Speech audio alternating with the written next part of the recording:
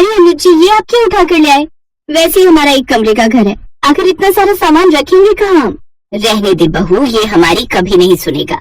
ना जाने फालतू की चीज उठा कर ले आता है। ये नहीं कि पहले घर बनवा लूं, घर का प्लास्टर झड़ रहा है, अब तो घर भी सड़क से नीचे आ गया है, लेकिन नहीं, इसे तो बस इन सब बेकार की चीजों में ही खर्च करना है। माँ, ये कोई फालतू की चीज नहीं है, बल्कि बहुत ही काम की चीज है। और ना ही मैंने इस पर कोई फालतू के पैसे खर्च किए, बल्कि मेरे मालिक ने मुफ्त में दी है। वो तो इसे फेंक रहे थे, लेकिन मैंने सोचा कि इसमें थोड़ा काम करवा कर इसको ठीक करवा लूंगा। और आखिर करोगे क्या इस मशीन का? तुम जानती हो, इस मशीन से पिज्जा बनता है, जो मैं अपनी कंपनी में बनाता हूँ। और मैं सोच रहा हूँ कि कुछ एक दुकान खोलकर खुद का पिज्जा बनाने का काम खोलूंगा। यहाँ के लोगों को तो पता भी नहीं है कि पिज्जा क्या होता है। वो बेचारे जब ये वेज पिज्जा खाएंगे ना, तब उन्हें पता चलेगा कि क्या होता है ये वेज पिज्जा। अरे वही तो कह रही हूँ, यहाँ के लोगों को पता नहीं कि पिज्जा क्या होता है, तो वो कभी नहीं खाएंगे। और अभी मत पड़ इन सब चक्करों में। और अगर तेरी नौकरी चली गई और तेरा नया काम भी नहीं चला ना, तो हमारे खाने के लाले पड़ जाएंगे। अरे माँ, तो मैं कौन सा अभी खोलने के लिए कह रहा हूँ, कुछ समय बाद। इसलिए तो मैंने रूपाली को भी कढ़ाई में ही वेज पिज्जा बनाना सिखा दिया है, ताकि कल को ये भी पिज्जा की दुकान संभाल सके। एक रोज आधी रात को तेज बारिश आने लगती है, जिससे उनकी छत टपकने लगती है। अरे ये क्या, घर में तो पानी आ गया। मेरे माइक्रोवेव को उठाकर कोई ऊपर रख दो, नहीं तो बारिश के पानी से ये खराब हो जाएगा। ये देखो, इसे तो इस हालत में भी अपने इस मुए माइक्रोवेव की चिंता सताई जा रही है। फिर अगली सुबह, रूपाली, बारिश थम गई है। मैं काम पर जाने से पहले बाजार से बड़ी सी पन्नी ले आता हूँ, उसे छत पर डाल दूंगा, जिससे पानी अंदर नहीं आएगा। जी आप रहने दीजिए ना। वो क्या है ना, मेरा मन आज सुबह से बहुत बेचैन हो रहा है। आज आप काम पर से भी छुट्टी ले लीजिए और फिर पिन्नी लेने भी कल चले जाना। अरे कुछ नहीं होगा रूपाली, मैं बस यूँ गया और यूँ आया। ये कहकर अनुज दुकान की ओर चला जाता है, लेकिन रास्ते में काफी पानी भरा हुआ था। वो कुछ दूरी पर चलता है कि तभी बिजली के खंभे से लटकती तार पानी में गिर जाती है, जिससे पानी में करंट आ जाता है और अनुज उसकी चपेट में आ जाता है, जिस कारण उसकी मौत हो जाती है। अनुज की मौत की खबर जब उसके घर वालों को लगती है, तो उनके पैरों तले जमीन खिसक जाती है। हाय मेरा बच्चा हमें छोड़कर चला गया। ऊपर वाले, ये तूने क्या किया? अरे जाने की उम्र तो मेरी थी, मेरे बेटे ने तो अभी तक कुछ देखा भी नहीं था। उसके आगे उसकी पूरी जिंदगी पड़ी थी। नहीं, इन्हें कुछ नहीं हुआ। माँ जी आप क्यों रो रही है? ये तो बस सो है। अभी आप देखना, नींद पूरी होती ही जाग जाएंगे। सुनिए ना, उठिए ना, अभी तो हमें बहुत कुछ करना है। आपने कहा था ना, साथ में मिलकर वेज पिज्जा की दुकान खोलेंगे और दोनों उसमें मिलकर पिज्जा बनाएंगे। बहू होश में आ, अनुज हमें छोड़कर जा चुका है और अब वो कभी लौट कर नहीं आएगा। हम दोनों को अकेले छोड़कर वो जा चुका है। इसके बाद रूपाली फूट फूट कर रोने लगती है। ऐसे कुछ दिन बीत जाते हैं। एक रोज रूपाली अनुज के लाए हुए उस माइक्रोवेव को उठाकर दुकान जाने लगती है। रूपाली बहू, तू ऐसी हालत में इस मशीन को लेकर कहाँ जा रही है? माँ जी, अब वो हमारे साथ नहीं है। अब हम दोनों गरीब सास बहू को मिलकर ही कुछ करना होगा। और वैसे भी अनुज जी का सपना था इसे पूरा करने का, तो अब मैं उसे पूरा करूंगी। पिज्जा बनाना उन्होंने मुझे सिखाया ही था, और वो भी कढ़ाई पे। अब वेज पिज्जा बनाकर हम उसे गांव भर में बेचेंगे, जिससे हमें थोड़ी कमाई भी हो जाएगी और उनका सपना भी पूरा हो जाएगा। तुम ठीक कहती हो बहू, अब तो हमें उसका सपना पूरा करना ही होगा। कभी अनुज की कंपनी से उसका मैनेजर आता है। ये लीजिए माँ जी, ये अनुज की पिछले महीने की तनख्वाह है, इसे आप रख लीजिए, शायद आपके ही कुछ काम आ जाए।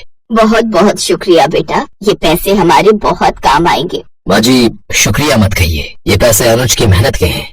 ये कहकर मैनेजर वहाँ से चला जाता है। फिर दोनों सास बहू माइक्रोवेव ठीक करवाने के लिए दुकान पर जाती हैं, लेकिन उन्हें पता चलता है कि वो तो पूरी तरह खराब है और ठीक नहीं हो पाएगा। ये सुनकर दोनों सास बहू परेशान हो जाती हैं, लेकिन रूपाली अपने पति के सपने को टूटते हुए नहीं देख सकती थी, इसलिए वो कढ़ाई पिज्जा बनाकर ही बेचने की सोचती है। इसके बाद दोनों सास बहू दुकान से पिज्जा बनाने का सामान लाती हैं। फिर दोनों सास बहू घर आकर कढ़ाई में वेज पिज्जा बनाकर तैयार कर लेती हैं और गाँव भर में बेचने चल पड़ती हैं। उनकी आवाज सुनकर एक औरत, क्या कहा? पिज्जा?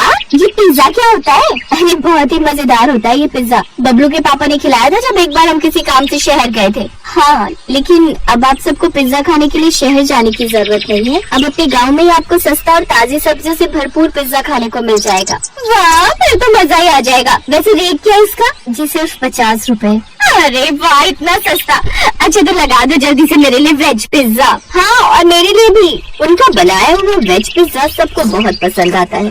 अच्छा, आज वैसे भी मेरे घर पर कुछ मेहमान आने वाले हैं, तो मुझे 10 वेज पिज्जा पैक करके दे दो और मेरे लिए भी 4 बना दो। आज मैं खाना नहीं बनाऊंगी, हम सब भी यही खाएंगे। फिर सुमित्रा और रूपाली जल्दी से अपने घर जाती है और कढ़ाई में अलग अलग तरह की सब्जियों का पिज्जा बनाकर तैयार कर लेती है। कुछ देर बाद ग्राहक उनके घर पर आते हैं और उनको पैसे देकर अपने अपने पिज्जा लेकर चले जाते हैं। फिर अगले दिन रमा एक लड़के के साथ उनके घर आती है। रूपाली, ये मेरा भाई रोहन है, मुंबई में रहता है और बहुत बड़ा यूट्यूबर है। इसने कल जब तुम्हारे हाथों का बना हुआ कढ़ाई वेज पिज्जा खाया तो इसको बहुत पसंद आया। हाँ, मुझे तो यकीन ही नहीं हो रहा कि कोई गांव में रहने वाली औरत इतना अच्छा पिज्जा बना सकती है, और वो भी कढ़ाई में, और वो भी किसी दुकान में नहीं बल्कि घर से ही। मैं आपकी वीडियो बनाकर अपने चैनल पर डालना चाहता हूँ, अगर आप लोगों को कोई एतराज ना हो तो।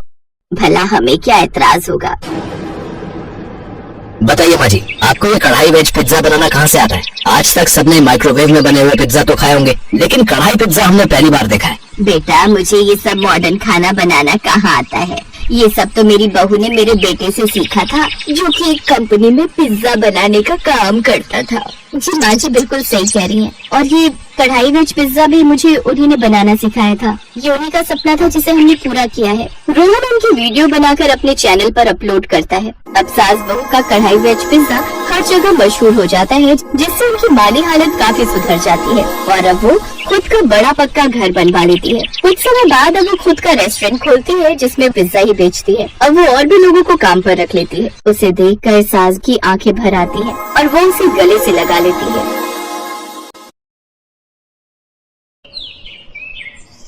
पूर्णिमा एक छोटे से गांव में रहने वाली साधारण सी लड़की, जो अब मुंबई जैसे बड़े शहर की एक मॉडर्न फैमिली में शादी होकर आ तो गई, पर उनके व्यवहार को अभी जानते हुए उसे एक ही दिन बीता था। मम्मी, आपको पता तो था कि भाभी शुरू से ही गांव में रही है, आपने फिर भी विकास भैया से उनकी शादी करवा दी। पता नहीं, मुझे तो लगता है तुम्हारे बाबूजी के ऊपर इसने और इसके पिता ने कोई जादू टोना कर दिया था, तभी तो गांव गए और इस गवार का रिश्ता लेकर आ गए। पर फंसा तो मैं ना। मेरे सब दोस्त कितना मुझ पर हंसेंगे कि मैंने शहर की मॉडर्न लड़कियां छोड़कर गांव की गवार से शादी कर ली। ये सब पापा की वजह से हुआ है। वो तो मेरे ऊपर जबरदस्ती कर रहे थे। अगर मैं शादी के लिए हाँ ना करता तो बोल रहे थे कि मुझे फूटी कौड़ी नहीं देंगे। अब क्या कर सकते हैं बेटा, अब तो शादी हो गई है। तभी कलावती की छोटी बहन आशा आ जाती है। बहुत कुछ कर सकते हैं दीदी, हमारे पास विकास की दूसरी शादी करवाने का भी ऑप्शन है। वैसे भी मुझे नहीं लगता ये पूर्णिमा ज्यादा दिन यहाँ टिकेगी, क्योंकि इसको तो हमारी शहरी शौक पता ही नहीं है। एक काम करते हैं, कल सबका खाना कर रहे हैं ना, बहू से पास्ता बनवा लेते हैं। इसने तो आज तक पास्ते का नाम भी नहीं सुना होगा। मौसी जी ठीक कह रही मम्मी, हम भाभी से पास्ता बनवाएंगे। आप तो ना उनको शर्त रख देना कि अगर वो पास्ता बनाने में फेल हो गई तो फिर उन्हें मायके रहने भेज देंगे। बस फिर पीछे से हमारा काम हो सकता है। मम्मी प्रियंका ठीक कह रही है। आप पूर्णिमा के सामने यही शर्त रखो कि अगर वो कल सबके लिए पास्ता नहीं बना पाई तो आप उसे कुछ महीने के लिए मायके छोड़ देंगे। मम्मी, मुझे किसी भी तरह से उस गवार से पीछा छुड़ाना है, और अभी कुछ समय के लिए तो आप उसे उसके गांव भेज ही दो। सबने मिलकर सोच लिया था कि किसी भी तरह पूर्णिमा को उसके मायके भेज कर ही रहेंगे। शाम को कलावती ने पूर्णिमा को अपने कमरे में बुलाया और बोली, पूर्णिमा, कल जो हमारे घर मेहमान आ रहे हैं उनमें तुम्हारे ससुर जी के भी दोस्त हैं और विकास के भी, तो इसलिए कल तुम्हें सबके लिए स्पेशल पास्ता रेडी करना है। तुम्हें पास्ता बनाना आता है ना? पास्ता वो मैं... क्यों, कोई परेशानी है? देखो, कल अगर तुम पास्ता बनाने में फेल हो गई और तुम मेहमानों के लिए पास्ता नहीं बना पाई तो हमारी ये शर्त रहेगी कि तुम अगले 6 महीने तक अपने मायके में रहोगी, और फिर तुम जब तक सारा शहरी खाना, पास्ता, नूडल, पिज्जा, चाउमीन वगैरह वगैरह बनाना सीख नहीं जाओगी, तब तक यहाँ वापस मत लौटना। अरे दीदी, पहले बहू को पास्ता बनाने तो दो, क्या पता ये बना ले और इसे मायके जाने की नौबत ही ना आए। जाओ बहू, तुम कमरे में जाकर आराम करो, कल फिर सबके लिए पास्ता भी बनाना है ना। पूर्णिमा अपने कमरे में चली जाती है। कलावती और आशा एक दूसरे को देखकर हंसने लगती हैं। अगले दिन रसोई में पास्ता बनाने की कोई तैयारी नहीं थी और न ही पूर्णिमा की कोई मदद कर रहा था। पूर्णिमा अकेले ही रसोई में खड़ी थी। तभी उसके ससुर अपने हाथों में कुछ थैले पकड़े हुए वहाँ आ जाते हैं। पूर्णिमा बहू, ये लो पास्ता बनाने का सारा सामान। मैंने जो जो समझ में आया सब कुछ खरीद लिया। अब ये सब मिलकर बनाते रहते हैं तो मुझे इतना तो पता ही रहता है कि पास्ता में क्या क्या सामग्री डलती है, पर बनाना मुझे नहीं आता। ये कोशिश तो बहू तुम्हें खुद ही करनी होगी। पापा जी, आपने मेरे लिए इतना सोचा, मेरे लिए यही बहुत बड़ी बात है। पापा, मुझे आशीर्वाद दीजिए कि मैं इस परीक्षा में पास हो जाऊं। बिल्कुल बहू, मेरा आशीर्वाद तुम्हारे साथ है। तुम इस परीक्षा को जरूर पास करोगी। अब समय आ गया है, बहू सबको पता चल जाना चाहिए कि हमारी बहू कौन है। सब लोग हॉल में नई बहू के हाथ का पास्ता खाने का इंतजार कर रहे थे। मम्मी, मैं एक बार किचन में देख कर आती हूँ, भाभी से पास्ता बना भी है या नहीं। वैसे मुझे नहीं लगता कि उन्होंने पास्ता बनाया होगा, वो तो देसी खाना ही बनाना जानती है। हाँ हाँ, देख कर आ कि आखिर रसोई में इतनी देर से कर क्या रही है। प्रियंका जैसे ही किचन में जाने लगती है, तभी वो पूर्णिमा को अपने हाथ में पास्ता सजाकर लाते हुए देखती है। पास्ते की खुशबू पूरे घर में फैल रही थी। अरे वाह बहू, पास्ते की खुशबू तो बहुत बढ़िया आ रही है। अब जल्दी जल्दी मेहमानों को सर्व कर दो और मुझे सबसे पहले देना। हाँ? जी पापा जी। वैसे मम्मी जी, आपके पास्ते में ऊपर से कुछ स्पाइसेस जैसे चिली फ्लेक्स, ऑरिगेनो वगैरह ज्यादा छिड़कना है या फिर आप अपने टेस्ट के अकॉर्डिंग ले लोगे? विकास, मैंने आपके लिए रेड सॉस पास्ता भी रेडी किया है। मुझे पता है आपको रेड सॉस पास्ता बहुत पसंद है एक्स्ट्रा चिली के साथ। और प्रियंका, मैंने तुम्हारा भी अलग पास्ता बना दिया है जिसमें वेजिटेबल्स कम है। ये लीजिए पापा, आपका हल्के मसाले वाला पास्ता। मैंने सबके टेस्ट के अकॉर्डिंग अलग अलग पास्ता रेडी कर दिया है। मौसा जी ये लीजिए आपका पास्ता। मैंने साथ में और भी डिशेस बनाई हैं, वो भी आप टेस्ट करके देखिएगा। हाँ हाँ, पर तुम इतना सब कुछ। पूर्णिमा पास्ता बनाना जानती है और वो भी इतनी तरह के, ये बात कुछ समझ नहीं आ रही। तुम ठीक कह रही हो दीदी, अभी तक ये माजरा मुझे भी समझ में नहीं आ रहा। ये तो गांव की लड़की है, इसे इतना बढ़िया पास्ता बनाने कैसे आ सकता है?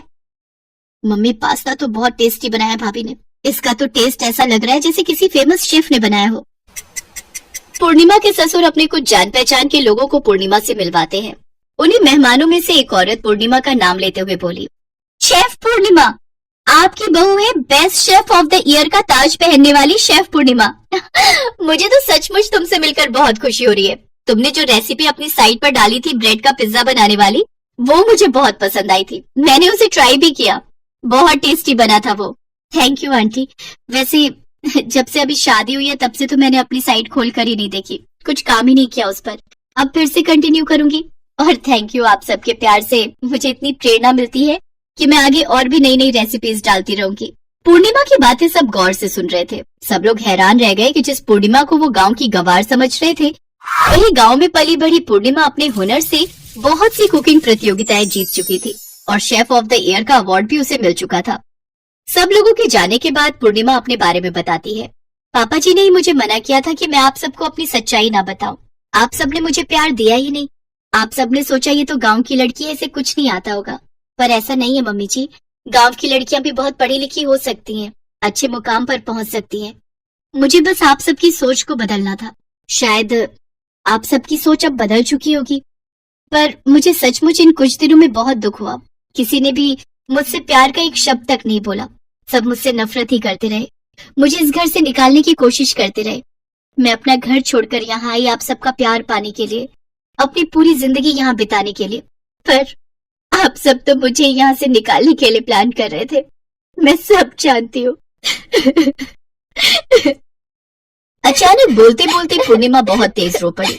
उसके साथ साथ कलावती, प्रियंका, आशा सब रो पड़ी। विकास को भी अपनी गलती पर बहुत पछतावा था। सब बहुत शर्मिंदा थे कि उन्होंने पूर्णिमा के साथ कितना बुरा व्यवहार किया। सब पूर्णिमा से माफी मांगते हैं। हमें माफ कर दो पूर्णिमा बहू, हम सचमुच बहुत गलत थे, हमने तुम्हारे साथ बहुत गलत किया। आई एम सॉरी भाभी। रो मत बहू, हम सचमुच अपनी गलती पर बहुत शर्मिंदा हैं। मैंने भी गलत किया, मुझे माफ कर दो पूर्णिमा, आई एम सो सॉरी।